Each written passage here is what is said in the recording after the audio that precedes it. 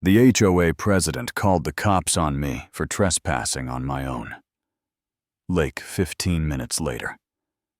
I laid a folder on the hood of the squad car that proved I didn't just own the lake. I owned every road, sidewalk, and little park in that valley. And you should have seen her face when she realized she'd spent years barking orders on my property. That was the moment everything flipped. Not just in this neighborhood, but in my head, because I'd spent my whole life being the guy who swallowed it, kept his head down, told himself it wasn't worth the fight, until Silver Ridge Crossing tried to make me kneel in my own front yard. My name is Daniel Cole. I'm a freelance web designer. In my early 30s, quiet by default, grew up as the kid security followed around stores for no good reason. The one bosses talked down to because they knew I needed the job. So when my grandma Evelyn passed and left me her cedar house at the edge of this postcard subdivision, wrapped around a narrow lake, I thought I'd finally caught a break. Big windows, old dock water at sunrise. The sign at the entrance said, Silver Ridge Crossing, Homeowners Association, protecting our community. And I remember thinking, fine, as long as they don't bother me, we're good. For a few weeks, it was exactly that. I worked from the kitchen table. Sat barefoot on the dock every morning with my coffee, letting the quiet convince me I belonged there. Then at 6 a.m. on a Tuesday, someone tried to knock my front door off its hinges. I open it half awake, and there she is, blazer crisp hair sprayed into a helmet of authority. Clipboard, held like a badge, 2 board members flanking her with phones already recording. Good morning, Mr. Cole. She says, I'm Linda Harrow, president of the Silver Ridge Crossing HOA. You're in violation for maintaining an unregistered water feature, unauthorized dock, and non-compliant shoreline $500 fine and mandatory inspection sign here. She shoves the form at me like she's doing me a kindness. I look past her at the lake and say, that water feature is the lake my grandmother's house was built on. It's on my deed. Linda's smile doesn't move. The lake and all common elements fall under association authority. She says louder for the cameras, refusal to comply will be treated as obstruction. Nobody is above the rules. You know that slow burn when someone stands on your porch and talks to you like you're trespassing in your own life. That's what hits me. I hand the paper back and tell her I'm not signing until I see real documents. As she turns away, she leans in just enough. People who fight the board regret it, then walks off like she's already written the ending. 2 days later, there's a community email about a serious safety concern. At my address, vague lines about unregistered water structures and a resident refusing inspection just official enough that nobody questions it. And overnight, I'm not the quiet new guy. I'm the problem. Cars slow, conversations stop. A mom pulls her kid back when he waves, and that stings more than the fine. I try to let it go. Then, one bright morning, a county code enforcement truck rolls up, followed by a silver SUV with Silver Ridge Crossing HOA painted on the side, like they're a government agency. Linda steps out like she's at a press conference, board members, and phones behind her neighbors, drifting out to watch.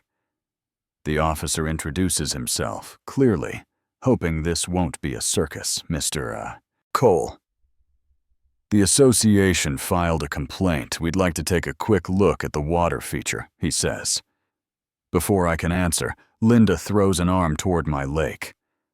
This is what I reported, she announces, unapproved dock erosion risk. Potential violations we can't let one resident endanger property values. She's performing. I ask the officer, can you show me anything that says they own this? Because no one has yet. His paperwork is all per association report. Linda jumps in. We manage all common areas under our bylaws.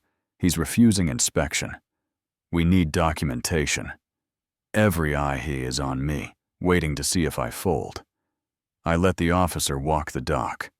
I refuse to sign, and in front of everyone I say, until you show me a deed. You're not running my property. For a second, her face tightens. Then she recovers. You're making enemies you don't want, she says, and leaves.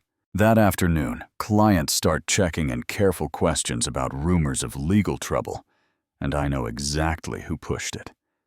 Sitting at my grandma's table, realizing this woman is reaching into my livelihood, something goes cold and sharp inside me.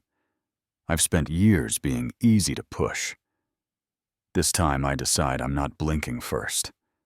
That night, I drag out the closing documents I'd barely read, start following the legal description. And there it is, my place listed as Lot 0, while everyone else is Lot 1, and up pages about Lot 0, master parcel, retaining ownership of common elements, easements, letting other lots use roads, parks, shoreline, but nothing giving that ownership away. The next morning, I go to the county records office and ask for everything on Silver Ridge. The clerk brings out an old subdivision plat with my grandmother's signature. Evelyn Cole, original owner and developer. Lot, outlined, titled, with the roads, sidewalks, park. Strips, drainage, the lake. Other lots granted rights to use them. No recorded transfer to any HOA. Current tax roll. Those parcels billed to me, not them. Me.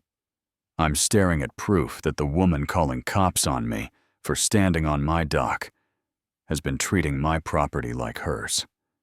On the way home, I stop by Mr. Green, the older neighbor who'd watched the scene without filming. I show him the copies, and he nods. Your grandma told me. She never signed the valley over. He says, disappears. Inside comes back with a sealed envelope. She said, if the board started acting like they owned everything, her grandson would need this. Inside is her letter, spelling out the structure, warning that people forget what's on paper when power feels good. Notes on contracts routed to a company tied to Linda's husband. It feels like she's telling me, stand up. I take it all to an attorney, Monica Reyes.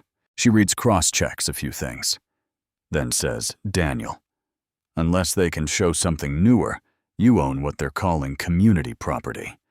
If they've been collecting fees and bossing people around without a legal agreement from the owner, and now they're targeting you for asking, that's on them. You stay calm. You write. You make them either prove it or stop.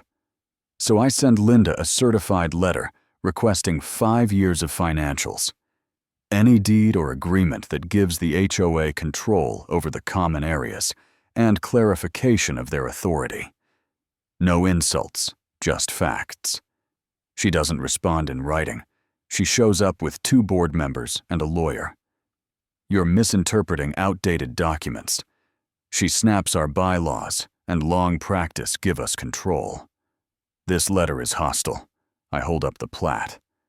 If I'm wrong, show me where you own it, and I'll apologize to everyone I say. If I'm right, you've been threatening me and charging them based on land that isn't yours. The lawyer talks about defamation. Linda leans close and says, you're attacking your own community. They won't forgive you. And all I hear is fear. 2 days later, an emergency community meeting notice hits every porch. Critical vote to protect Silver Ridge from hostile legal takeover. Yeah, that's me apparently. That night, the hall is packed. Linda up front with a projector, her board. Her husband, their lawyer, lined up like a panel. I'm in the back with my folder, feeling like the defendant. She runs through slides about rising values and strong leadership, then paints me as a new resident, exploiting technicalities to seize community assets. People murmur because that version is easier. Then voices call. Let him speak. She hesitates, then has to say yes.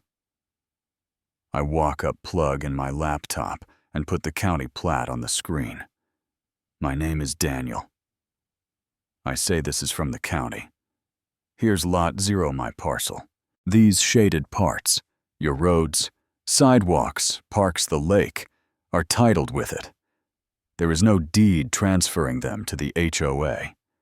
These are the tax bills in my name. The room goes quiet.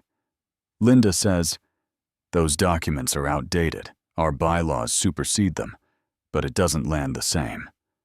I show a page of my grandmother's letter and public records of contracts handed to Linda's husband's company with no competing bids. If I'm lying, I tell them they can show you the deed where they own what they've been policing. If they can't ask why I'm the one being called dangerous for reading public records. A retired accountant stands up and asks, have we been paying fees to maintain his property? Someone else asks Linda if she knew. The lawyer tries to push everything to proper channels, but the air has changed. You can feel it. A motion comes from the floor to freeze enforcement order, an independent audit, and remove the current board pending results. Hands go up across the room. The no votes are on the stage. Just like that, the woman who called the cops on me for standing on my dock loses the authority she built on air. The audit backs it up. Padded contracts, money looping to friends' decisions on assets they never owned. And real agencies step in. Linda resigns, their house goes on the market. And one morning, I watch her drive out under the same sign she used like a crown down roads she now knows aren't hers. The real win for me isn't her leaving. It's neighbors knocking to say, we're sorry we didn't know. It's sitting with a new committee at my grandma's table, building a structure that matches the law and basic respect. It's drinking coffee on my dock without wondering who's going to turn it into a circus. So here's what I want you to think about. When someone hides behind a title to push people around with power they never truly had. What does justice look like? Is it burning them the way they tried to burn you? Or is it taking back what's yours? Exposing the lie and making sure nobody can run that game again? Tell me in the comments. If you think I went too easy or too hard, share your HOA stories or the times. A petty boss or neighbor tried to be Linda. And if you want more stories, where the quiet one finally says enough, hit like, subscribe, ring the bell, and I'll see you in the next one.